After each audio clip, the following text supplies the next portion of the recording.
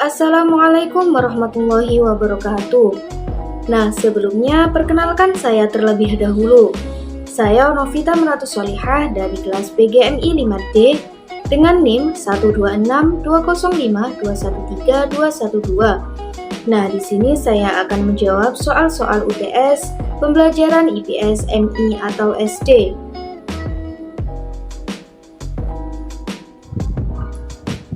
Nah, di sini saya akan membacakan pertanyaan dan jawaban nomor 1. Pertanyaannya yaitu apa yang dimaksud dengan ilmu pengetahuan sosial IPS dan mengapa IPS penting dalam kurikulum sekolah dasar? Jawabannya yaitu ilmu pengetahuan sosial adalah salah satu mata pelajaran yang diajarkan baik pada jenjang pendidikan dasar SD atau MI, SMP maupun SMA. IPS bukan ilmu mandiri seperti halnya ilmu-ilmu sosial lainnya. Namun, materi IPS menggunakan bahan ilmu-ilmu sosial yang dipilih dan disesuaikan dengan tujuan pengajaran pendidikan. IPS dapat didefinisikan sebagai perpaduan dari berbagai bagian konsep atau materi ilmu-ilmu sosial yang diramu untuk kepentingan program pendidikan dan pembelajaran di sekolah. Pembelajaran IPS sangat penting bagi jenjang pendidikan dasar karena peserta didik yang datang ke sekolah berasal dari lingkungan masing-masing yang mempunyai masalah-masalah sosial yang berbeda-beda. IPS juga membantu siswa memahami nilai-nilai agama dalam aspek sosial, beragama, dan memperkuat nilai-nilai tersebut. IPS dapat membantu siswa memahami cara berinteraksi secara langsung dengan sesama manusia lainnya, baik dalam kelompok kecil maupun besar. Selain itu, IPS membantu siswa memahami kehidupan bermasyarakat dan beragama, serta memperkuat kesadaran bahwa kita semua sama dan tidak ada perbedaan. Selanjutnya yaitu nomor 2 dengan pertanyaan, sebut dan jelaskan 4 komponen utama dalam pembelajaran IPS di tingkat MI atau SD. Jawabannya yaitu 4 komponen utama dalam pembelajaran IPS yaitu 1. Materi. Materi pembelajaran IPS terdiri dari kajian geografi, ekonomi, sejarah, dan sosiologi yang diajarkan secara terpadu melalui pendekatan tema. Materi ini juga mencakup pengetahuan, pengolahan, informasi, telaah nilai dan keyakinan, serta peran serta dalam kehidupan. 2. Metode. Metode pembelajaran IPS mencakup strategi dan teknik yang digunakan untuk mengajar dan memfasilitasi pembelajaran. Metode ini harus disesuaikan dengan karakteristik siswa dan tujuan pembelajaran. 3. Media. Media pembelajaran IPS adalah alat dan bahan yang digunakan untuk membantu proses pembelajaran. Media ini harus dipilih dan digunakan dengan tepat agar dapat meningkatkan hasil belajar siswa. 4. Evaluasi.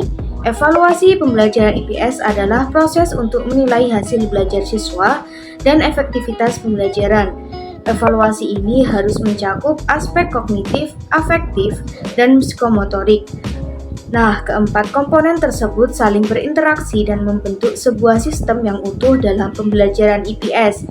Oleh karena itu, guru harus memperhatikan setiap komponen tersebut dengan baik agar dapat mencapai tujuan pembelajaran secara efektif.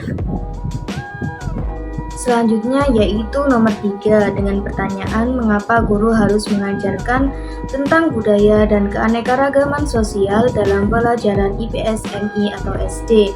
Jawabannya yaitu karena melalui mata pelajaran IPS diharapkan mampu membantu siswa mengembangkan pengetahuan, nilai, sikap, dan keterampilan sosial mereka agar lebih menghargai keragaman dan bersikap toleran terhadap perbedaan-perbedaan yang ada, serta menjadikan peserta didik menjadi warga negara yang baik dan mampu memecahkan masalah pribadi dan masalah-masalah sosial. Salah satunya masalah keberagaman. Guru harus mengajarkan tentang budaya dan keanekaragaman sosial dalam pembelajaran IPS, MI atau SD karena dapat meningkatkan pemahaman siswa tentang keragaman budaya di Indonesia. IPS merupakan mata pelajaran yang mempelajari tentang keragaman budaya, baik suku, bangsa, agama, adat istiadat, dan lain-lain. Dengan mempelajari IPS, siswa dapat memahami dan menghargai keragaman budaya yang ada di Indonesia. Kemudian, siswa dapat membantu keterampilan sosial siswa. Pembelajaran IPS juga dapat membantu siswa untuk membangun keterampilan sosial, seperti toleransi, kerjasama, dan menghargai perbedaan. Hal ini sangat penting untuk membangun karakter siswa yang baik dan dapat berinteraksi dengan masyarakat yang beragam. Selanjutnya yaitu nomor 4 dengan pertanyaan bagaimana berita dan media sosial dapat mempengaruhi pandangan masyarakat tentang isu-isu sosial dan politik. Jawabannya yaitu media sosial telah meningkatkan partisipasi politik dengan memberikan platform bagi masyarakat untuk berdiskusi, berbagi informasi, dan menyuarakan pendapat tentang isu-isu politik, sehingga media sosial memungkinkan masyarakat untuk terlibat dalam diskusi politik, mengorganisir gerakan sosial, dan mempengaruhi kebijakan publik. Berita dan media sosial dapat mempengaruhi pandangan masyarakat tentang isu-isu sosial dan politik melalui berbagai cara seperti membentuk opini publik, mempengaruhi partisipasi politik, meningkatkan transparansi dan akuntabilitas, serta membentuk persepsi publik. Oleh karena itu, penting bagi masyarakat untuk memperoleh informasi dari berbagai sumber dan melakukan penilaian kritis terhadap informasi yang diperoleh.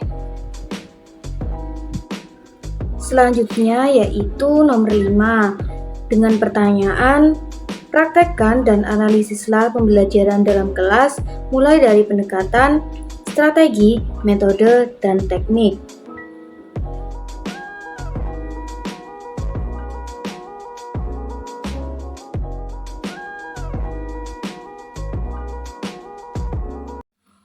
Assalamualaikum warahmatullahi wabarakatuh. Selamat pagi anak-anak. Nah, kalau ibu bilang selamat pagi anak-anak, kalian jawab gini ya, selamat pagi bu.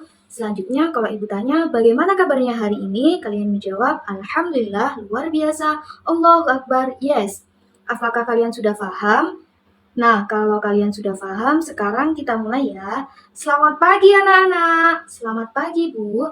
Bagaimana kabarnya hari ini? Alhamdulillah, luar biasa. Allahu Akbar, yes. Nah, sebelum kita memulai pelajaran, mari kita berdoa terlebih dahulu dengan membaca basmalah bersama-sama.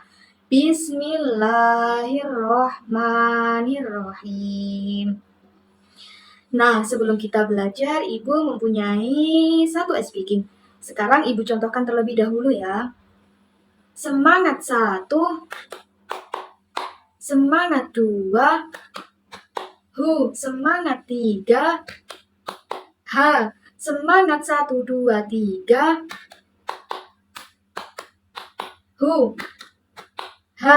Nah, itu tadi adalah speakingnya. Apakah kalian sudah paham? Nah, kalau kalian sudah paham, sekarang kita mulai ya. Apakah kalian sudah siap semua? Siap, Bu? Semangat 1, semangat 2, semangat 3, semangat 1, 2, 3,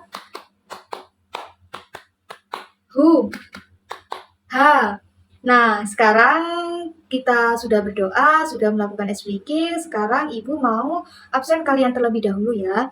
Nanti kalau Ibu panggil namanya, kalian bilang hadir dan sebutkan kabar kalian hari ini.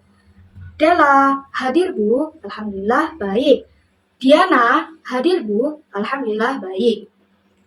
Nah, setelah semuanya sudah dipanggil, sekarang kita belajar ya. Apakah kalian tahu hari ini kita belajar apa ya kira-kira? Nah, sekarang kita buka bukunya halaman 1. Sekarang kita akan belajar tentang identitas diri dan kerabat. Nah, sekarang kalian buka buku halaman 2. Apakah kalian tahu identitas diri itu apa? Kalau ada yang tahu, boleh mengangkat tangan. Siapa yang tahu? Kalau tidak ada yang tahu, Bu Guru akan jelaskan. Apa sih identitas diri itu? Identitas diri adalah segala sesuatu tentang diri kita. Apa anak-anak identitas diri itu? Segala sesuatu tentang diri kita, Bu. Contohnya adalah Bu Guru. Nama Bu Guru adalah Novita. Nah, sekarang mari kita kenali identitas diri kalian ya. Nah, kalian pasti memiliki keluarga bukan? Yang terdiri dari ayah, ibu kita, kemudian kakak dan adik kita. Mereka itu juga anggota keluarga yang memiliki nama. Nah, nama adalah salah satu identitas kita. Semua orang itu pasti mempunyai identitas selain nama. Nah, sekarang kita ikuti pembahasannya ya. Nah, sekarang kita buka halaman 3 anak-anak. Nah, ini adalah nama diri, seperti contoh yang ada pada gambar nomor 2. Sekarang Ibu bacakan ya. Namaku Rudi Irawan, aku biasa dipanggil Rudi. Umurku 6 tahun, aku duduk di kelas 1 sekolah dasar. Nah, sekarang Ibu minta kita contohkan ke dalam identitas diri kalian anak-anak. Sekarang kita coba dengan namanya Mbak Dela. Namaku Dela Ariana, biasa dipanggil Dela. Umurku 6 tahun, aku duduk di kelas 1 sekolah dasar. Nah, itu adalah contoh identitas diri kita yang berisi tentang nama, umur, dan kelas berapa kita sekarang. Setelah kita mengetahui identitas diri kita, sekarang kita buka buku halaman selanjutnya. Sekarang kita belajar tentang alamat tempat tinggal. Nah, kalian pasti tahu kan nama desa tempat tinggal kalian? Tahu, Bu? Sekarang kita baca terlebih dahulu. Dewi bertempat tinggal di Jalan Merapi nomor 30, Kota Pontianak. Di depan rumah Dewi ada sekolah, di sebelah kiri ada rumah Anissa, di sebelah kanan ada rumah Bella. Di belakang rumah Dewi ada pos ronda. Sekolah Dewi tidak jauh dari rumahnya. Nah, itu adalah contoh alamat tempat tinggal. Sekarang kita contohkan alamat tempat tinggalnya Diana. Sekarang Diana bertempat tinggalnya di mana? Di Jogoroto, Bu. Nah, sekarang kita contohkan ya, Diana bertempat tinggal di Jogoroto. Di depan rumah Diana ada apa Diana? Ada masjid, Bu. Di sebelah kiri rumahnya Diana ada siapa? Ada rumahnya nenek dan kakek Diana. Di sebelah kanannya ada rumahnya siapa? Rumahnya Dela, Bu. Di belakang rumah Diana ada apa? Ada kebun, Bu. Sekolah Diana tidak jauh dari rumahnya. Nah, itu tadi adalah sekilas pembahasan kita tentang identitas diri kita, alamat kita. Apakah kalian paham, anak-anak? Nah, untuk mengulang materi, Ibu mempunyai beberapa soal untuk mengingat materi yang kita pelajari tadi. Nah, ini kita kerjakan di rumah kalian masing-masing ya. Ini dibuat PR. Sekarang Ibu tanya, apa sih identitas diri itu? Siapa yang tahu? Sekarang angkat tangannya. Saya, Bu. Apa, Mbak Dela? Identitas diri adalah segala sesuatu tentang diri kita, Bu. Nah, itu adalah tentang identitas diri. Sekarang contohnya apa, anak-anak? Contohnya nama kita, Bu. Nah, sekarang kalian sudah pintar semua. Sudah paham semua dengan materi yang Ibu sampaikan. Nah, itu tadi adalah pelajaran kita hari ini. Apakah kalian masih ingat dengan ice breaking kita tadi? Ingat, Bu. Sekarang kita mulai ice breaking lagi ya. Semangat 1, semangat 2, semangat 3, semangat 1, 2, 3,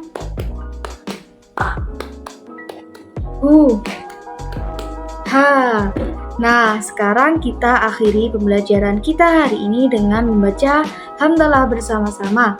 Alhamdulillahirabbil alamin.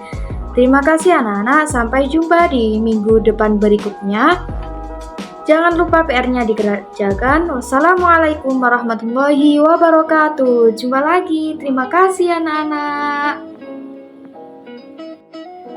Selanjutnya yaitu analisis pembelajaran dalam kelas mulai dari pendekatan, strategi, metode, dan teknik. Untuk pendekatan yang saya gunakan yaitu pendekatan Contextual Teaching and Learning (CTL). Adalah pendekatan kontekstual merupakan konsep belajar yang mengaitkan antara materi pelajaran dengan situasi dunia nyata siswa. Kemudian strategi. Strategi yang saya gunakan yaitu Problem Based Learning (PBL) atau pembelajaran berbasis masalah. Adalah model pengajaran yang bercirikan adanya permasalahan nyata sebagai konteks untuk para peserta didik belajar berpikir kritis dan keterampilan memecahkan masalah serta memperoleh pengetahuan. Untuk metode yang saya gunakan yaitu metode simulasi, merupakan format interaksi belajar mengajar dalam pembelajaran IPS yang di dalamnya menampakkan adanya perilaku pura-pura dari orang yang terlibat dalam proses pembelajaran. Untuk tekniknya, saya menggunakan teknik umpan balik, merupakan hal yang penting dalam pembelajaran yang dilakukan dengan menghubungkan materi dengan realitas kehidupan yang dekat dengan mereka. Nah, itu tadi jawaban-jawaban UTS saya. Terima kasih. Wassalamualaikum warahmatullahi wabarakatuh.